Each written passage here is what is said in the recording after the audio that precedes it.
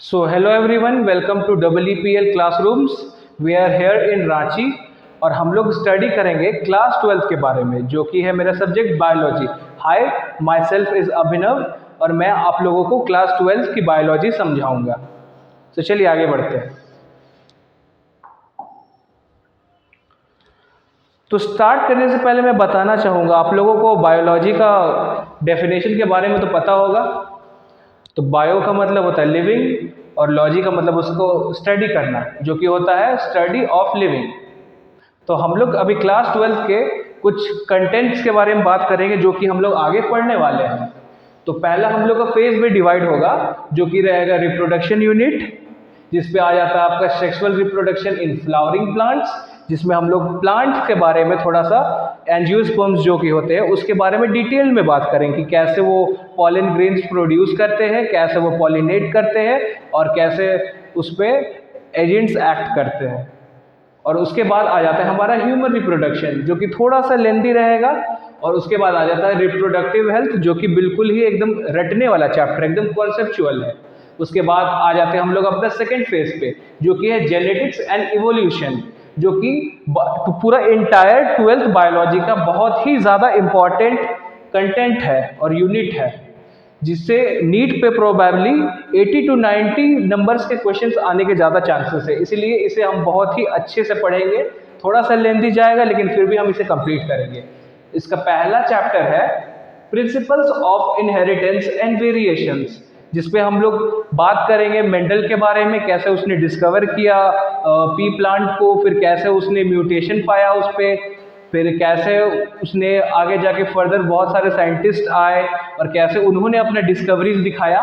उसके बाद आ जाता है उसका सेकेंड यूनिट जो कि है मॉलिक्यूलर बेसिस ऑफ इनहेरिटेंस, जो आगे जाके हमें जीन मैपिंग हो गया, डीएनए फिंगरप्रिंटिंग हो गया, मतलब कंप्लीट उस पर हम लोग बात करेंगे कि कैसे हमारे डीएनए में कैसे वेरिएशन आते हैं, कैसे मतलब डिफरेंट साइंटिस्ट ने कैसे डिस्कवरीज की और फर्दर ऑन।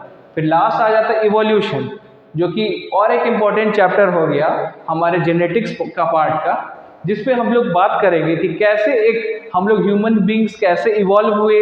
जैसे पहले हम लोग बचपन से हम लोग को बताया गया था कि कैसे एप से हम लोग डेवलप किए एक ह्यूमन बींग में, तो उस पूरे प्रोसेस को हम लोग बात करेंगे इवोल्यूशन में। और इस पे एनिमल्स के बारे में भी बात करेंगे, कैसे वो अडेप्ट किए एक जगह से दूसरे, कैसे उनके पास मॉडिफिकेशंस आया एंड फर्दर ऑन।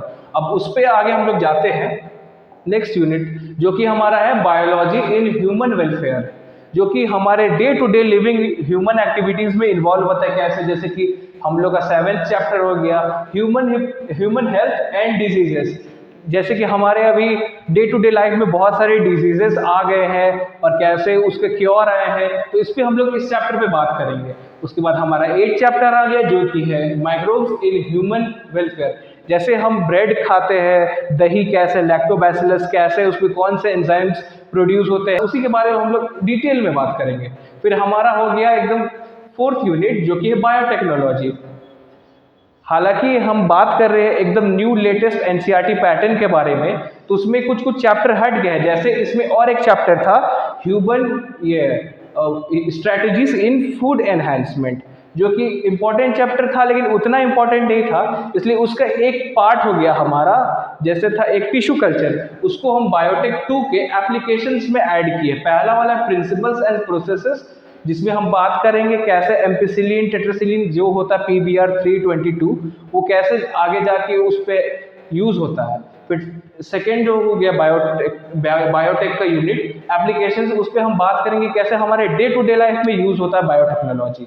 फिर हमारा एक लास्ट यूनिट बच जाता है इकोलॉजी का, जिसमें 11th चैप्टर है ऑर्गेनिजम्स एंड पॉपुलेशंस। इस पे हम बात करेंगे कि एक पर्टिकुलर ऑर्गेनिज्म है, उसका पॉपुलेशन, उसके सराउंडिंग्स, प्राइमरी सेकेंडरी टर्शियरी, कैसा वो सब यूनिट्स में डिवाइड है, उस पर बात करेंगे। और एक 12th चैप्टर जो कि इकोसिस्टम, ये भी इंपॉर्टेंट चैप्टर है। और हमारा लास्ट चैप्टर जो है वो है बायोडाइवर्सिटी एंड कंजर्वेशन, ये भी इंपॉर्टेंट यूनिट है, लेकिन सबसे ज़्यादा जो मेन यूनिट है जिस पे हम लोग बात करेंगे वो है जेनेटिक्स एंड इवोल्यूशन। तो इतना सारा हमारा हो गया, फुल 13 चैप्टर्स है बायो में। बायो देखिए कुछ हार्ड नहीं होता, बायो बहुत ही इजी, बस थोड़ा सा उसे लेंथी बनाया गया है ताकि हम लोग इस पर अच्छे से बात करेंगे। और आप लोग का बस साथ चाहिए। बस जैसे जैसे मैं पढ़ाते जाऊंगा आप लोग वैसे वैसे रिस्पॉन्स करेंगे। बस थैंक यू, आज के लिए इतना ही। तो हम लोग मिलते हैं नेक्स्ट क्लास में। कैसा था? ठीक रहा सर, वहाँ पर थोड़ा सा कटिंग करना पड़ेगा।